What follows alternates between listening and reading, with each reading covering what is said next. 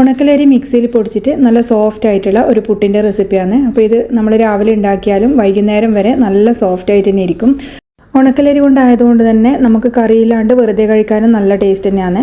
പലരും പറയുന്ന ആൾക്കാരുണ്ട് മിക്സിയിൽ പൊടിച്ച് കഴിഞ്ഞാൽ ഭയങ്കര ഹാർഡായി പോകുന്നത് എന്നുള്ളത്. മില്ലിൽ കൊണ്ടുപോയി പൊടിച്ച് കഴിഞ്ഞാലായിരിക്കും നല്ല സോഫ്റ്റ് എന്നുള്ള പറയുന്നത് കേട്ടിട്ടുണ്ട്. പക്ഷേങ്കിൽ ഇതുപോലെ നമുക്ക് വടിമട്ട അതുപോലെ ഈ ഒരു ഉണക്കലരിയൊക്കെ മിക്സിയിൽ പൊടിച്ചാലും നല്ല ടേസ്റ്റ് തന്നെ ആയിരിക്കും കേട്ടോ, നല്ല സോഫ്റ്റ് ആയിട്ട് തന്നെ ഇരിക്കും. അപ്പോൾ ഞാൻ ഇതെങ്ങനെയാണ് ചെയ്യുന്നതെന്ന് നിങ്ങൾക്കൊന്ന് പറഞ്ഞുതരാം. അപ്പോൾ 1 കപ്പ് ഉണക്കലരി തലേന്ന് രാത്രി വെള്ളത്തിൽ കുതിർത്ത് വെച്ചതാണ്. അപ്പോൾ ഉണക്കലരി എന്ന് പറയുമ്പോൾ നിങ്ങൾക്ക് അറിയാമായിരിക്കുമല്ലോ, നമ്മൾ പായസം വെക്കുന്ന അരിയാണ്, പാൽപ്പായസമൊക്കെ വെക്കുന്ന അരിയാണിത്. അപ്പോൾ ഇത് നല്ലപോലെ ഒന്ന് കഴുകിയെടുക്കുന്നുണ്ട് നമ്മൾ കുതിർത്ത് വെച്ചതിന് ശേഷം. എന്നിട്ട് ഒരു 3-4 പ്രാവശ്യം കഴുകിയതിന് ശേഷം ഇതുപോലുള്ള അരിപ്പയിലേക്കൊന്ന് ഊറാൻ വേണ്ടിയിട്ട് ഇട്ട് വെക്കുന്നുണ്ട്. പിന്നെ ഇത് ഏകദേശം ഒരു 3/4 മണിക്കൂർ മുതൽ ഒരു 1.5 മണിക്കൂർ ഇങ്ങനെ അരിപ്പയിൽ ഇട്ട് വെച്ചാൽ മതി.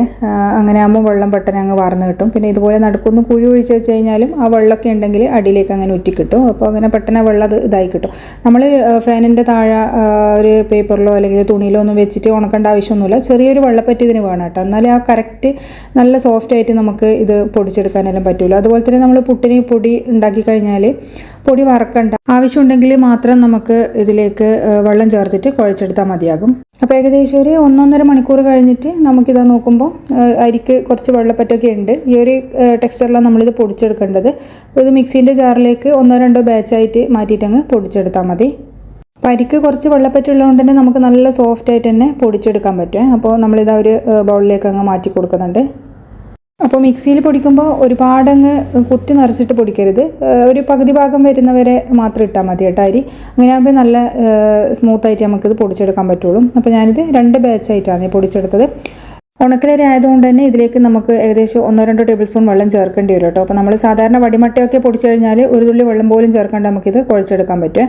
അപ്പോൾ ഇത് ഭയങ്കര ഡ്രൈ ആയിട്ടിരിക്കുന്നതുകൊണ്ട് കുറച്ച് വെള്ളം ഞാൻ ചേർക്കുന്നുണ്ട്. ഒരുപാടൊന്നും ചേർക്കണ്ട കേട്ടോ, ഒരു ടേബിൾ സ്പൂണോ 2 ടേബിൾ സ്പൂൺ നോക്കിയിട്ട് വേണമെങ്കിൽ നോക്കി ചേർത്താൽ മതിയേ.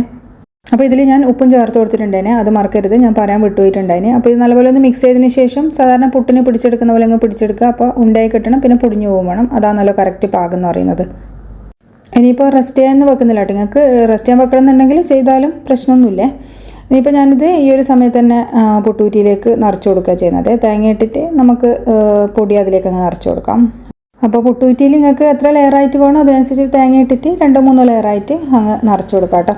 അപ്പോൾ സാധാരണ പുട്ടുണ്ടാക്കുന്ന പോലെ തന്നെ നമ്മൾ ഹൈ ഫ്ലെയിമിൽ വെച്ചിട്ട് വെള്ളം ചൂടാകുമ്പോൾ ഒരു 5 മിനിറ്റ് ഒന്ന് വേവിച്ചെടുത്താൽ മതി. അപ്പോൾ ഇതാ നമ്മളെ പുട്ട് റെഡി ആയിട്ടുണ്ട്. നല്ല സോഫ്റ്റാണ്, കഴിക്കുമ്പോൾ തന്നെ നിങ്ങൾക്ക് മനസ്സിലാകും അത് കറി പോലും വേണ്ടെന്നുള്ളത്.